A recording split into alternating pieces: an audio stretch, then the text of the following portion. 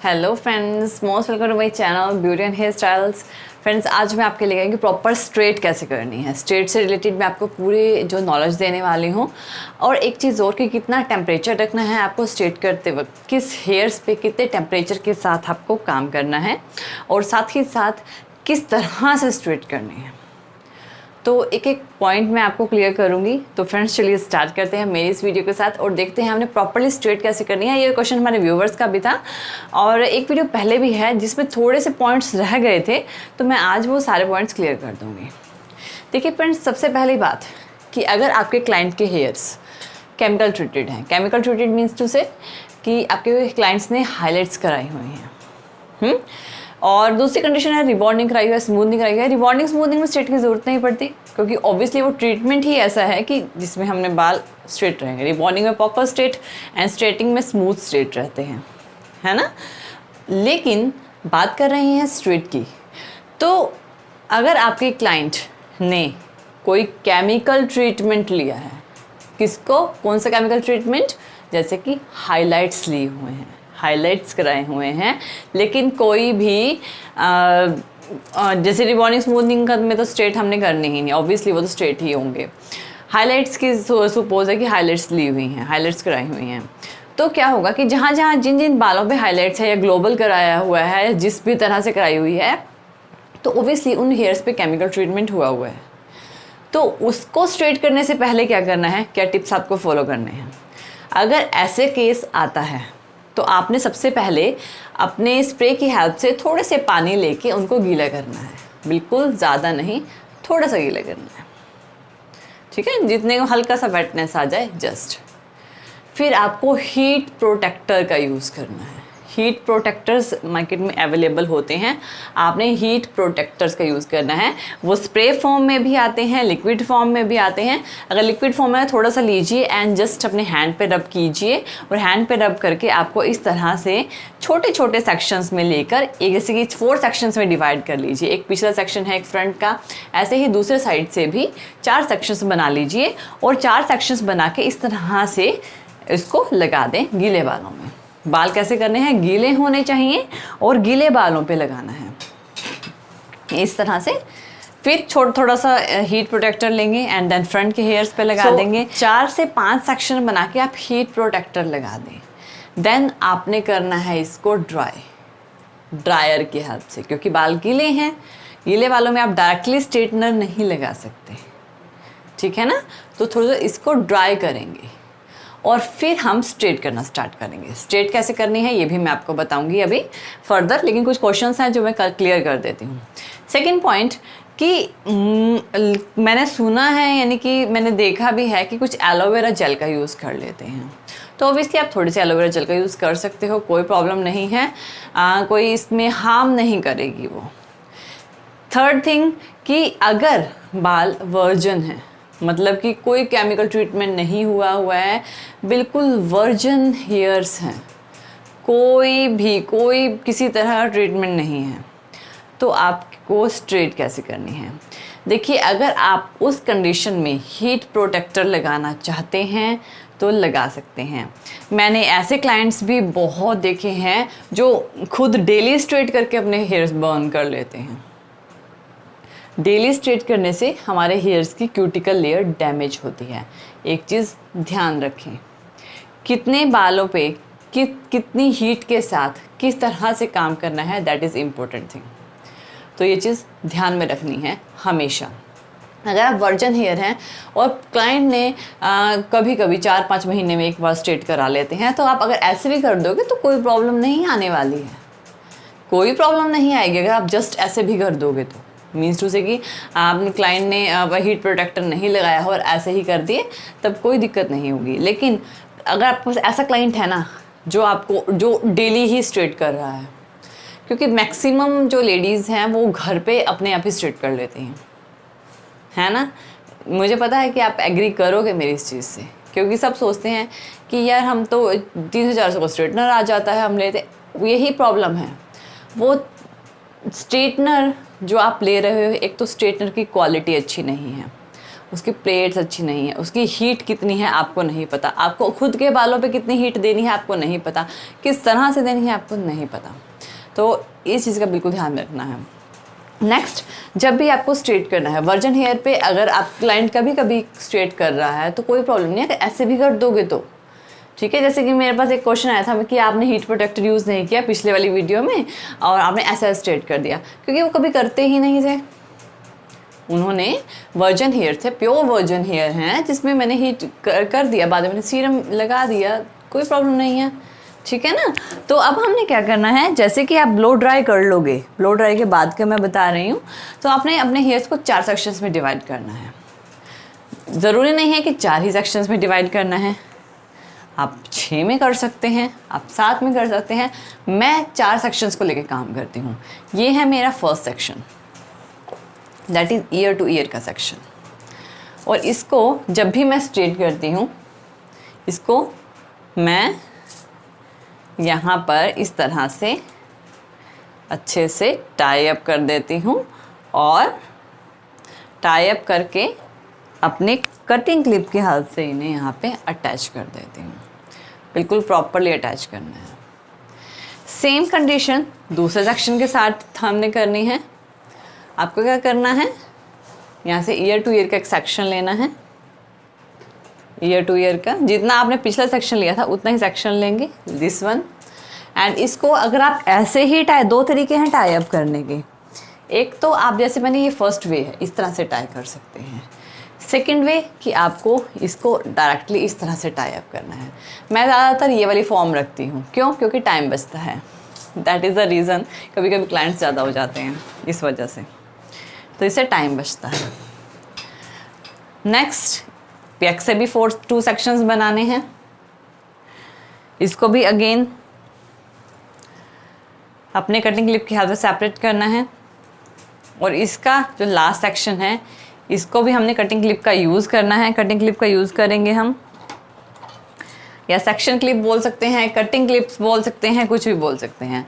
और यहाँ पर हमने एक सेक्शन निकालना है, लाइक दिस।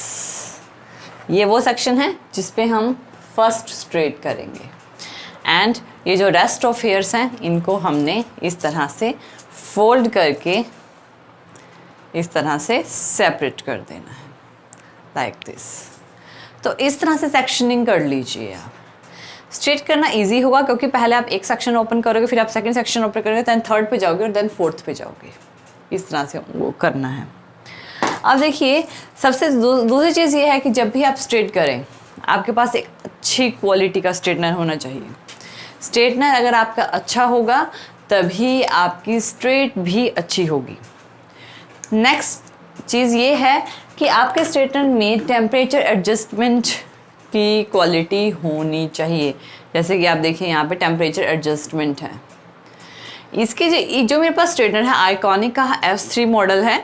और ये जो इसकी जो क्वालिटी है, ऐसे मेरे पास और भी हैं, मैं मैक्सिमम टाइम ये यूज़ करती हूँ। मैक्सिमम मीन्स टू से 100% मैं यही यूज़ कर रही हूँ, बाकी एज इट इज़ पैक होके मेरे अंदर रखे हुए हैं, ठीक है। मैं वो यूज़ नहीं करती बिकॉज ये इतना अच्छा स्ट्रेटनर है ना, क्विक रिज़ल्ट है इसके, बहुत ही स्मूथ रिज़ल्ट है और बहुत अच्छे और बहुत जेन्युइन रिज़ल्ट है। तो ये है इसके जो रेंज है। और मुझे कल एक क्लाइंट ने कहा था कि प्लीज़ आप प्राइस भी बता दीजिए कि तो इसका जो रेंज है ना, नियर अबाउट 3000 के अराउंड है इसकी रेंज है, जो इस स्ट्रेटनर की जो मेरे हैंड में है। इसके अलावा आपको इससे हाई रेंज में भी मिलेंगे, इससे कम रेंज में भी मिलेंगे, बट इसको लेने के बाद मुझे दूसरे की तरफ जाने की ज़रूरत नहीं पड़ी। तो मैं पर्सनली इसे बहुत पसंद करती हूँ और भी हैं मेरे पास, वो मैं कभी कभी यूज़ करती हूँ जब क्लाइंट ज़्यादा होते हैं और मेरे साथ कोई काम करो तो मैं निकालती हूँ उन्हें, क्योंकि यूज़ हर चीज़ होती है। तो देन इसका जो टेम्परेचर है 130 से 230 डिग्री सेल्सियस तक का टेम्परेचर है, 130 से 230। अब देखिए, आपको हेयर्स के डायामीटर के अकॉर्डिंग हीट को एडजस्ट करना पड़ता है। हेयर्स के डाया के अकॉर्डिंग, डाया मीन्स टू से, डाया क्या होता है कि एक बाल जो है इस हेयर की, मान लीजिए मेरे हाथ में ये हेयर है, आपको दिखाई नहीं दे रहा होगा, ये है, इसकी थिकनेस कितनी है, ये कितना मोटा है, वो होता है डाया। एक सर्कल और वो कितना है, वो उसका डाया होता है।